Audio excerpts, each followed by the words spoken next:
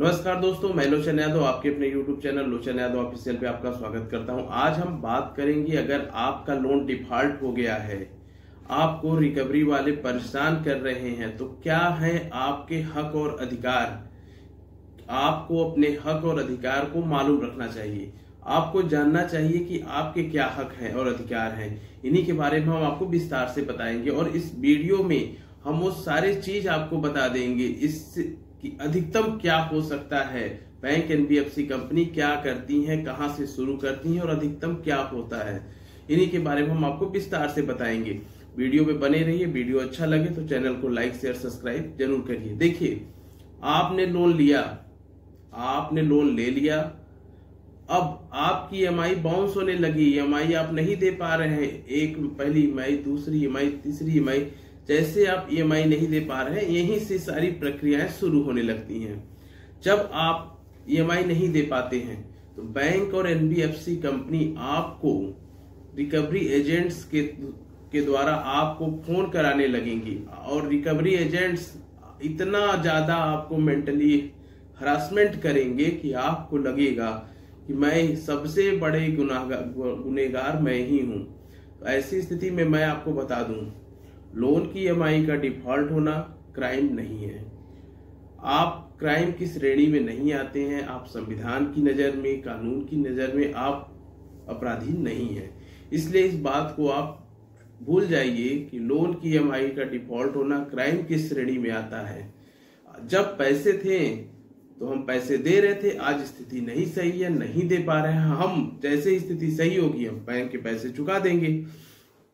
कभी कभी क्या होता है, आपकी ईएमआई बाउंस होने लगी, आप लोग एक लोन को चुकाने के लिए दूसरा लोन, दूसरे लोन को चुकाने के लिए तीसरा लोन, जब वहां से लोन नहीं मिला तो पर्सनल लोन, क्रेडिट कार्ड का लोन, उसके बाद भी लोन नहीं मिला तो गोल्ड लोन।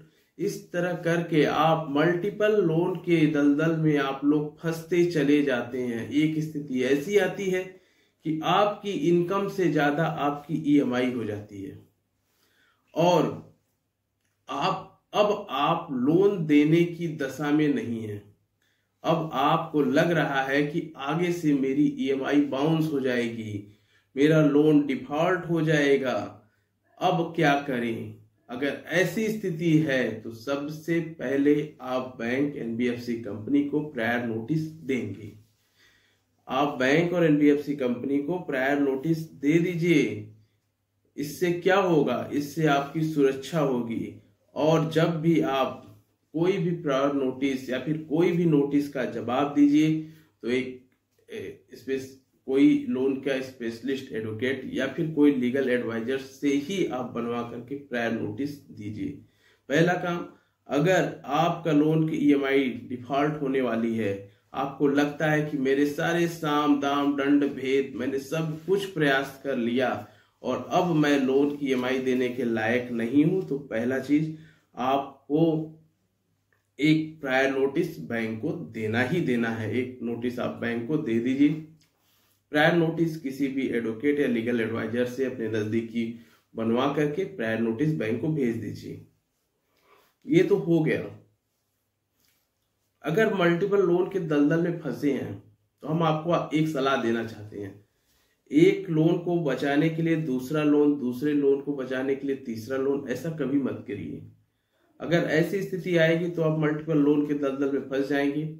आप फंसते जाएंगे, आपको पता ही नहीं चलेगा कि हमारे ऊपर लायबिलिटी ज्यादा हो रही है और बाद में की स्थिति ऐसी आएगी कि आपके लोन डिफॉल्ट होने लगेंगे। अगर कोई लोन हो और आप उसको किसी भी तरह से उसका पेमेंट करना चाहते हैं, आपके पास कोई भी इनकम का सोर्स हो, तो उसे वहीं खत्म कर दीजिए, वहीं उसका पेमेंट करके आप खत्म कर दीजिए। अब उसको ज्यादा बढ़ाइए ना। एक लोन को बचाने के लिए दूसरा लोन, यह गलत होता है। अब क्या होता है, आपने बैंक को प्रायर नोटिस दे दी। अब रिकवरी एजेंट अगर आपको फोन करते हैं, ये रिकवरी एजेंट दिन में आपको 100 बार फोन करेंगे, दिन भर फोन करेंगे और आपके पास लोन रहेगा, इनका फोन आएगा, आप डिस्टर्ब हो जाएंगे। तो ऐसी स्थिति में आप जब भी फोन इनका आए तो इनकी रिकॉर्डिंग कर लीजिए। आप फोन में इनकी रिकॉर्डिंग कर लीजिए और कभी भी इससे आपके पास एक एविडेंट हो जाएगा कि बैंक आपके रिकवरी एजेंट मेरे से इस तरह बदतमीजी में बात करते हैं। इस एविडेंस के द्वारा आप उनकी कहीं भी कंप्लेन कर सकते हैं। अगर फोन आता है तो आप उसकी रिकॉर्डिंग कर लीजिए, या फिर ऑटो रिकॉर्डिंग मोड में अपनी मोबाइल को कर लीजिए, या फिर आपकी मर्जी, आप फोन उठाएं या ना उठाएं, यह आपकी मर्जी है। इसमें यह नहीं है कि फोन नहीं उठाएंगे तो आपके ऊपर FIR होगी, ऐसा कुछ नहीं है। तो अगर आपको फोन अगर उनकी उठाइए तो उनसे बात करिए, और गाली गलौज करते हैं तो उसकी रिकॉर्डिंग आप स्वयं कर लीजिए, क्योंकि आपके मान सम्मान को ठेस पहुंचाना ये कहीं नहीं है कि हम रिकवरी एजेंट्स हमें गाली गलौज दे या फिर हमारे मान सम्मान को ठेस पहुंचे। तो हम आपको बता दें, ये रिकवरी एजेंट, ये बैंक, ये थर्ड पार्टी होते हैं जो बैंक के लिए काम करते हैं। आपके पैसे को ले जाएंगे, बैंक में जमा करेंगे, तो इनको एक छोटा सा कमीशन मिलता है। लेकिन ये अपने छोटे से कमीशन के लिए इतना इनलीगल ढंग अपना लेंगे, आपको गाली गलौज, घर पे आके बैठ जाएंगे, घर अगल बगल आपकी बेइज्जती करेंगे। तो ऐसा इनको करने का अधिकार नहीं है। तो ऐसी स्थिति में अगर फोन आए तो आप उनकी रिकॉर्डिंग कर लीजिए, या फिर मत ही उठाइए। कितना फोन करेंगे? 100 फोन करते हैं, 100-150 फोन करेंगे तो आप उनकी रिकॉर्डिंग करके उनकी कंप्लेन बैंक और नजदीकी पुलिस स्टेशन में आप करा सकते हैं। ये तो हो गया कि अगर वो फोन करते हैं। अगर बैंक रिकवरी एजेंट आपके घर पे आए तो आपको क्या करना है? अगर कोई भी बैंक रिकवरी एजेंट घर पे आए तो आपको उससे 3 डॉक्यूमेंट पूछना है: होम विजिट लेटर, DRA का लाइसेंस और आई कार्ड। ये 3 डॉक्यूमेंट आपको पूछने ही हैं। होम विजिट लेटर का मतलब आपको बैंक NBFC कंपनी कोई अथॉरिटी दी है हमारे घर पे होम विजिट करने के लिए, तो हमें लेटर दिखा दीजिए। DRA का लाइसेंस, जैसे कि गाड़ी चलाने के लिए ड्राइविंग लाइसेंस होता है। अगर आप रिकवरी एजेंट है तो आपके पास DRA का लाइसेंस, डेप्ट रिकवरी एजेंट का लाइसेंस होना ही होगा। नहीं तो हम आप क्या है, लीगल है कि नहीं है, हम आपको नहीं जानते हैं। और एक आई कार्ड, आई कार्ड मतलब आप किस संस्था से है, उस संस्था का आई कार्ड आपके पास होना चाहिए। देखिए, ये 3 डॉक्यूमेंट हो तो आप उनसे बात करिए। और आप लोग की भी गलती है, जब भी कोई रिकवरी एजेंट आएगा तो आप लोग उसको खातिर भाव करने लगेंगे। तो उनसे पूछिए कि क्या काम है। अगर ये 3 डॉक्यूमेंट है तो काम क्या है। अगर लोन से रिलेटेड बात करना चाहते तो आप मुझसे करिए। मैंने लोन लिया है, ना कि हमारे घर वाले लोन लिए हैं या फिर हमारे अगल बगल लोन लिए हैं। तो आपको जो भी बात करने का अधिकार है वो हमसे है, ना कि हमारे घर में किसी भी पर्सन से है। तो अगर कोई लोन वाला घर पे आके अभद्रता करे तो आप उसकी तुरंत रिकॉर्डिंग कर लीजिए। ऐसी गलती कभी ना हो कि अगर कोई अभद्रता करे, गाली गलौज करे, मारपीट करे तो उसकी तुरंत रिकॉर्डिंग आप कर लीजिए। इससे क्या होगा, आपके पास एविडेंस बना रहेगा। और अगर वो आपके घर के अगल बगल परेशान करता है, आपकी इंसल्ट करता है, तो उसकी भी कंप्लेन आप कर सकते हैं। क्योंकि ये रिकवरी एजेंट आपको इतना मेंटली हरासमेंट करते हैं, आपको परेशान करेंगे, आपको ये इतना हरासमेंट परेशान करेंगे कि आपका जीना ही दुश्वार कर देते हैं। दिन भर phone, message, WhatsApp message, text message, इतने सारे मैसेज आपको करेंगे कि आपको ये परेशान ही कर देते हैं। अब इसमें क्या होता है, अगर आपकी मौजूदगी के बिना रिकवरी एजेंट आपके घर पे आए तो क्या करें? तो हम आपको बता दें, लोन आप लिए हैं, लोन चुकाना भी आपको है, ना कि आपके परिवार और घर वालों को है। ना आपके परिवार वाले गारंटर हैं उसमें। तो आप अगर लोन लिए हैं और बैंक को प्रायर नोटिस दे दिए हैं कि हम अभी लोन चुकाने के लायक नहीं हैं, ऐसी स्थिति में रिकवरी एजेंट आपको घर आए तो आपको अपने परिवार को, देखिए कोई भी सिचुएशन हो, परेशानी हो, प्रॉब्लम हो, आपको अपने घर वालों को अपने विश्वास में रखना ही है। अगर आपके घर वाले आपके साथ हैं तो आपका कोई कुछ नहीं कर सकता। अगर कोई रिकवरी आता है तो उसे तुरंत भगा दीजिए, वो नहीं है, वो पर्सन नहीं है। आप जाइए, जब वो आएगा तो आपको सूचना दे दीजिए कि आप आ जाइएगा। लेकिन आपकी अनुपस्थिति में वो आपके घर पे आपके कोई भी भद्रता करने का उसका अधिकार नहीं है। उसको तुरंत भगा दीजिएगा, उसे उसी की भाषा में समझा के हटा दीजिए। लोन आप लिए हैं, आपके घर वाले नहीं लिए हैं, पड़ोस नहीं लिया है, भाई नहीं लिया है कि आप उनसे बात करते, गारंटर भी वो नहीं है। तो इससे आपको डरने की जरूरत नहीं है, उन्हें तुरंत भगा दीजिए। और आप लोगों को लगता है कि हम लोन वालों को भगा देंगे तो हम बैंक वाला बुरा मान जाएगा, ऐसा कुछ नहीं है। बैंक और रिकवरी एजेंट का कोई व्यक्तिगत संबंध नहीं होता है। ऐसा नहीं है कि आप लोन वाले को भगा दे रहे हैं, वो गलत काम कर रहा है, आप उसे डांट दे रहे हैं, तो इससे बैंक को कोई भी कुछ नहीं पड़ता, क्योंकि इनका कोई व्यक्तिगत संबंध नहीं है। या कमीशन बेस पे काम करते हैं, आपका पैसा पाएंगे तो उसी में से कुछ 10% 20% कमीशन पे काम करने वाले लोग हैं। तो इसके लिए आपको डरने की जरूरत नहीं है, परेशान होने की जरूरत नहीं। अगर आप नहीं है तो आप इनको तुरंत भगा दीजिए।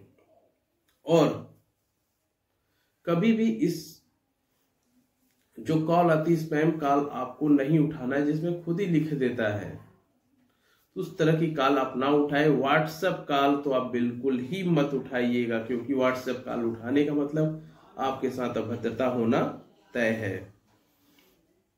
और अगर कोई भी व्हाट्सएप कॉल पे अगर कोई व्हाट्सएप पर मैसेज आए, लीगल मैसेज आए, तो आप उसको जरूर चेक करिए कि अगर उसमें लिखता है कोई कि आपके ऊपर मुकदमा हो जाएगा, आपके ऊपर 420 का केस हो जाएगा, आप उनसे सीधे कहिए कि आप कर दो, 420 हट गया है। अगर कोई कहे 420 का केस होगा तो आप कह दो कर दो भाई, करके जल्दी से भेजो।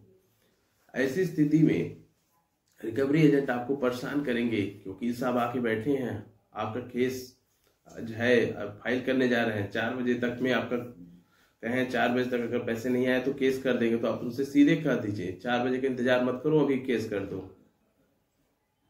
इस तरह आपको डराएंगे, धमकाएंगे, क्योंकि उनका तो काम ही है, जब वो आपसे पाएंगे तभी तो आपको देंगे, बैंक को देंगे, नहीं तो कहां से देंगे। रिकवरी एजेंट आता है तो आप उनको कहानी कभी मत सुनाइए कि हमारी स्थिति सही नहीं है, इस समय हम परेशान हैं। वो आपकी परेशानी सुनने के लिए तो आया ही नहीं, पहली बात, उसको तो पैसे चाहिए। आप उनसे साफ शब्दों में कहिए कि आप मेरे पास अभी पैसे नहीं हैं, हम पैसे नहीं दे पाएंगे, आपको जो करना हो ड्यू टू प्रोसेस आप करिए, आप स्वतंत्र हैं, ड्यू टू प्रोसेस आपको जो करना हो करिए। कभी कभी होता है कि ये लोन रिकवरी एजेंट्स आपके कॉन्टेक्ट लिस्ट को कॉपी करके उनको फोन करके कहेंगे कि आपको इन्होंने गारंटर बनाया है, अब इनकी लोन की EMI डिफॉल्ट हो रही है, अब आपको लोन भरना पड़ेगा। तो इन मूर्खों को तो यही नहीं मालूम कि गारंटर होता क्या है। इन मूर्खों को तो यही नहीं मालूम है कि गारंटर होता क्या है। गारंटर क्या कोई हवा में बन जाता है? हमने आपको कह दिया कि आप गारंटर हैं तो गारंटर हैं। जब आप लोन दे रहे थे तो मुझे क्यों फोन नहीं किया कि आपका ये इन्होंने गारंटर बनाया है, कहीं मेरा सिग्नेचर है, कहीं मेरे कोई डॉक्यूमेंट लगे हैं। अगर ऐसा फोन आपके फ्रेंड, रिश्तेदार, पड़ोसी किसी को कहे तो आप सीधे उनको कह दो, उन्हीं की भाषा में समझा दें। उनको कह दो कि कहाँ थे तुम अभी तक। तुम मूर्खो, अगर ज्यादा कुछ करोगे तो मैं तुम्हारी कंप्लेन करूंगा कि तुम मुझे मेंटली हरासमेंट कर रहे हो। इन रिकवरी वालों को तो बुद्धि है ही नहीं, जो ऐसे डरवाते हैं कि आपके रिलेशन में आपको गारंटर बना दिया गया है। अरे गारंटर हवा होता है क्या? गारंटर हूं तो मुझे बताओ। और अगर ऐसा फोन आए तो आप अपने फ्रेंड, रिश्तेदार को सीधे कह दो कि आ जाओ, पैसे का पेमेंट हम कर रहे हैं, आ जाओ हमारे घर, और उन्हें उन्हीं की भाषा में समझा दीजिए। इन मूर्खों को मालूम नहीं है कि गारंटर क्या होता है। और ज्यादा भी कुछ कहे तो कह दो चला गया, भाग गया, वो मर गया, उनको उन्हीं की भाषा में समझा दो। और कभी कभी ये फोन करेंगे कि हम वकील साहब बोल रहे हैं, आपका केस फाइल होने वाला है, हम CBI से बोल रहे हैं, हम क्राइम ब्रांच से बोल रहे हैं, हम पुलिस स्टेशन से बोल रहे हैं, चौकी से बोल रहे हैं। तो इन मूर्खों को समझा दो ये सब फर्जी कॉलें हैं। लोन की ईएमआई का डिफॉल्ट होना क्राइम की श्रेणी में नहीं आता है। पहली बात, हर चीज की अलग व्यवस्था है। पुलिस की अलग काम है, वकील का अलग काम है, सीबीआई का अलग काम है, रिकवरी एजेंट का अलग काम है, बैंक का अलग काम है। तो आपको डरने की जरूरत नहीं है इन फर्जी कालों से। अगर कुछ भी हो तो आप उनसे कह दो आपको जो करना हो करो, लेकिन ड्यू टू प्रोसेस करो। अगर आप पे व्हाट्सएप मैसेज आए, आपको टेक्स्ट मैसेज आए, तो अगर आपको मान लीजिए व्हाट्सएप मैसेज पे कोई नोटिस आए तो आपको उस नोटिस को चेक जरूर करना है कि वह नोटिस कोर्ट की है कि बैंक के पैनल की है या कि रिकवरी वाले ऐसे ही बना के भेज रहे हैं। तो इन चीज़ों को आपको वेरीफाई करवाना पड़ेगा और आपको देखना पड़ेगा कि वो लीगल है कि नहीं है। इस बात को आपको श्योर होना है कि जो नोटिस है वो लीगल है कि नहीं है। और मैं आपको बता दूं, अगर आपकी लोन की ईएमआई डिफॉल्ट हो गई है तो आप लोग अपनी फाइल जरूर मेंटेन करिए। आपके पास कोई भी नोटिस आए XYZ, आपको उस नोटिस का जवाब जरूर देना है। अगर आप उस नोटिस का जवाब नहीं देंगे तो आप अपना नुकसान करेंगे। तो कोई भी नोटिस आए तो उस नोटिस का आपको जवाब देना है। एक फाइल मेंटेन करिए, ये नोटिस आई थी, मैंने इस पे ये जवाब दिया, ये नोटिस आई, मैंने इस पे ये जवाब दिया। और अगर आपको लगता है कि मैं ईएमआई देने के लायक नहीं हूँ, मैं अगली ईएमआई नहीं दे पाऊंगा, मेरी ईएमआई बाउंस होगी, तो बैंक को आप प्रायर नोटिस जरूर देंगे। ध्यान दीजिएगा। ये तो हो गया recovery agent, phone, mail, WhatsApp आए तो क्या हुआ। अब इसमें देखिए दो तरह के लोन होते हैं, या तो सिक्योर्ड लोन है या तो अनसिक्योर्ड लोन है। सिक्योर्ड लोन का अलग प्रोसेस है, अनसिक्योर्ड लोन का अलग प्रोसेस है। सिक्योर्ड लोन में बैंक, एनबीएफसी कंपनी के पास सिक्योरिटी होती है आपकी, या आप लोन नहीं देंगे तो हम आपकी प्रॉपर्टी को, मॉर्गेज जो है उसको ऑप्शन करके हम अपने पैसे की वसूली कर लेंगे। दोनों के अलग अलग क्राइटेरिया हैं। सिक्योर्ड लोन मतलब आपने कोई भी कीमती वस्तु, मकान, कोई भी प्रॉपर्टी आप बैंक, एनबीएफसी कंपनी को मॉर्गेज की है। ऐसी स्थिति में अगर कोई कीमती सामान आप मॉर्गेज किए तो इसमें सरफेसी एक्ट के द्वारा बैंक अपनी रिकवरी करता है। अनसिक्योर्ड लोन में, जैसे जिसमें आपने कोई भी डॉक्यूमेंट नहीं दिए हैं, तो ऐसी स्थिति में आपको सिविल रिकवरी सूट होती है, आपकी सिविल को खराब कर दी जाती है। अब इसमें होता क्या है, अब देखिए section 25, section 138, SARFAESI act, civil suit और आर्बिट्रेशन, इस तरह के process, demand notice, recall notice, इस तरह के प्रोसेस से आपको गुजरना पड़ता है। और अगर आपका लोन की ईएमआई डिफॉल्ट हो रही है तो आपको अपनी फाइल मेंटेन करनी है, और कोई भी लीगल कार्रवाई होगी तो उसकी नोटिस आपके पास जरूर आएगी कि अब आपके ऊपर ये कार्रवाई होने वाली, तो अपनी एक फाइल को आपको मेंटेन करना ही करना है। अब जो ऑनलाइन लोन होते हैं, जो आप लोग ऑनलाइन लोन होते हैं, उसमें मैक्सिमम कंपनियां तो खुद ही फर्जी होती हैं, जो आरबीआई की गाइडलाइन पे नहीं होती हैं।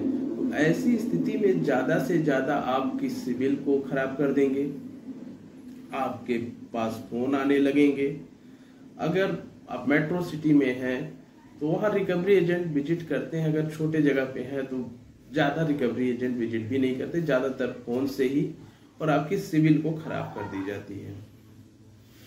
अब इसके बाद अगर मान लीजिए आपने कोई क्रेडिट कार्ड का लोन लिया है, पर्सनल लोन लिया है, उसमें ऑटो डेबिट लगाया है, ईसीएस लगाया है, तो आपका केस, ईसीएस का केस होता है। अब आता है लोक अदालत। लोक अदालत क्या है तो हम आपको बता दें, लोक अदालत माने समझौते की अदालत। बैंक और कस्टमर के बीच एक समझौते की अदालत होती है, जिसको कहते हैं पंचायत। जैसे कि इसमें कोई एक बीच का रास्ता मिल जाएगा। तो हम आपको बता दें, अगर आपके पास पैसे हैं तो जाइए, पैसे नहीं है तो वहां जाने का आपको कोई फायदा नहीं है। और इसमें डरने की भी जरूरत नहीं है कि लोक अदालत में एब्सेंट हो जाएंगे तो हमारे ऊपर कार्रवाई होगी। अगर पैसे हैं तो जाइए अपने लोन का सेटलमेंट वहां कराइए, और नहीं पैसे हैं तो मत जाइए, वहां जाने का आपको कोई भी लाभ नहीं मिलेगा। अब इसमें एक सबसे बड़ी बात आती है कि आप लोग चाहते हैं कि हमारे लोन का सेटलमेंट हो जाए, हमारे लोन का सेटलमेंट हो जाए। 1 लाख का लोन है, 20,000 में सेटलमेंट हो जाए। सभी लोग चाहते हैं कि हमारे लोन का सेटलमेंट हो जाए। अरे सेटलमेंट कैसे होगा? बैंक की आप ईएमआई दे रहे हैं, बैंक को लग रहा है कि इससे मुझे फायदा है, तो आपके लोन का सेटलमेंट नहीं होता है। लोन का सेटलमेंट मतलब कि आपका अकाउंट एनपीएम चला जाए, बैंक को लगे कि अब आपके पैसे से मुझे कोई भी लाभ नहीं हो रहा है, बैंक को लगेगा कि हमारा पैसा डूब रहा है, तब जाके बैंक एनबीएफसी कंपनी सेटलमेंट करती हैं। और सेटलमेंट कोई एक दिन का प्रोसेस नहीं है। सेटलमेंट कोई एक दिन का प्रोसेस नहीं है कि हम बैंक को कहेंगे कि हमारे पैसे का सेटलमेंट करें। बैंक आपको ऑफर करती है, ना कि आप बैंक को ऑफर करेंगे कि मेरे पैसे का सेटलमेंट करो, मैं 1 लाख का लोन 20,000 में सेटलमेंट करना चाहता हूं। ऐसा नहीं होता है। बैंक जब लगेगा कि आपसे सारे हथकंडे अपना के उसने हार गए, आपको लगे, बैंक को लगेगा कि अब मैं इससे पैसे नहीं ले पा रहा हूँ, recall notice, demand notice, arbitration की नोटिस, उसके बाद रिकवरी एजेंट, सारे हथकंडे अपना करके तब जाके सेटलमेंट की बात होती है। और सेटलमेंट एक दिन का नहीं प्रोसेस है, लेकिन एक दिन जरूर होता है। अगर आप बैंक की ईएमआई डिफॉल्ट हो गई है, लोन नहीं दे पा रहे, तो ही आपको बैंक ऑफर करेगा सेटलमेंट का। और सेटलमेंट में भी 2 चीज होती है, हम आपको आज बता दें। अगर आपने कोई गाड़ी लिया है, वाहन लिया है, बस ट्रक लिया है, कुछ भी लिया है, तो उसमें आपको एनओसी लेना पड़ता है। और अगर कोई लोन है तो आपको उसमें नो ड्यूज लेना पड़ता है। कभी कभी ये रिकवरी एजेंट वाले आपको सेटलमेंट करा देते हैं, फर्जी सेटलमेंट। आपके हिसाब से आपका सेटलमेंट हुआ है, लेकिन बैंक एनबीएफसी कंपनी के हिसाब से आपका लोन की जो ईएमआई और चार्जेस थे उसमें पैसे जाते हैं। तो कभी भी सेटलमेंट हो तो सेटलमेंट को वेरीफाई कराना अनिवार्य है बैंक से, किसी भी लीगल एडवाइजर से, कि हमारा सेटलमेंट जो है वो सही है कि नहीं है। और सेटलमेंट में आप 1 टाइम पेमेंट को ही प्रायोरिटी पहली दीजिए। 1 टाइम पेमेंट मतलब आपका सेटलमेंट हो गया कि 20% पे आपका सेटलमेंट होगा, ये अमाउंट आपको जमा करनी होगी। तो उस स्थिति में आपको क्या करना है कि आप 1 टाइम सेटलमेंट ही करिए। 1 टाइम मतलब आप एक बार में पैसे दे करके सेटलमेंट कर लीजिए। अगर आप मल्टीपल टाइम में सेटलमेंट चाहते हैं कि मैं कुछ समय दे दीजिए, 5-6 किस्तों में हम पैसे दे दें, तो उसमें जो डेट रहे, जैसे मान लीजिए 10 तारीख की डेट है, तो आपको पैसे 10 तारीख से पहले बैंक में जमा करने ही करने हैं। अगर मान लीजिए किसी महीने 10 तारीख को रविवार है, तो आप सोचे 11 तारीख को हम पैसे जमा करें, तो आपका वही सेटलमेंट कैंसिल हो जाएगा। उस डेट से 2-3 दिन पहले, अगर मान लीजिए छुट्टी है तो 1-2 दिन पहले ही बैंक में पैसे जमा कर दीजिए। क्योंकि सर्वर नहीं चला, तमाम इशू होते हैं, तो बैंक आपका कोई इशू नहीं समझेगा, आपका सेटलमेंट वहीं खत्म हो जाएगा। इसीलिए कोशिश करिए कि 1 टाइम सेटलमेंट को ही प्रायोरिटी दीजिए। अगर कोई दिक्कत है, मल्टीपल 2-3 बार में आप सेटलमेंट करना चाहते हैं, तो उस डेट से पहले सेटलमेंट आपको करना ही करना है। अगर छुट्टी है तो आप, अगर कोई छुट्टी है तो उससे पहले आप पैसे देकर के सेटलमेंट करा लीजिए। अब एक सवाल आता है कि लोन डिफॉल्टर पे एफआईआर कब होती है? एफआईआर, अगर कोई भी आप इनलीगल डॉक्यूमेंट लगा के लोन लिया है तो आपके ऊपर एफआईआर हो सकती है।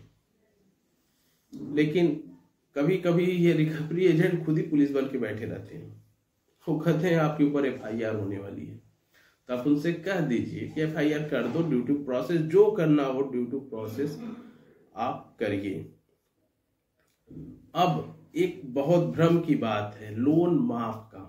आपको लगता है कि लोन माफ होता है, तो लोन माफ नहीं होता है।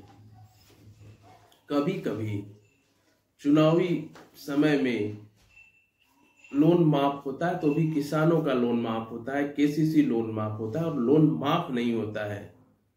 लोन या तो सेटलमेंट होगा, लोन का पूरा पेमेंट होगा, लोन खत्म होगा, लेकिन लोन माफ नहीं होता है। अब इसके बाद एक कंफ्यूजन आता है कि हमने लोन लिया है और लोन में हमने घर का एड्रेस और मोबाइल नंबर बदल दिए, तो क्या हुआ? हमने घर को चेंज कर दिया, हमने मोबाइल नंबर को चेंज कर दिया, तो क्या हमारे ऊपर FIR होगी? अगर ऐसी कुछ स्थिति है कि आपने मोबाइल चेंज कर दिया, आपने घर चेंज कर दिया, तो आप बैंक को एक सूचना दीजिए अपने मेल के थ्रू, यानी फिजिकली या फिर मेल से, या फिर बैंक में जा करके अपने जो भी डिटेल है उनको अपडेट करवा दीजिए। इससे क्या होगा, जो भी सूचनाएं होंगी, नोटिस होंगी, वो आप तक पहुंचेंगी। नहीं तो कोई सूचना ही नहीं मिलेगा। और बैंक को आप कह दीजिए जो भी सूचना हो आप हमारे ईमेल पे भेज दीजिए। इसमें ज्यादा परेशान होने की जरूरत नहीं है। आज के इस वीडियो में मैंने अपने सारे अनुभवों को आपको बता दिया कि इस स्थिति में आपको क्या करना है, इस स्थिति में आपको क्या करना है। अगर वीडियो अच्छा लगा हो तो चैनल को लाइक शेयर सब्सक्राइब जरूर करिए। जय हिंद, जय भारत।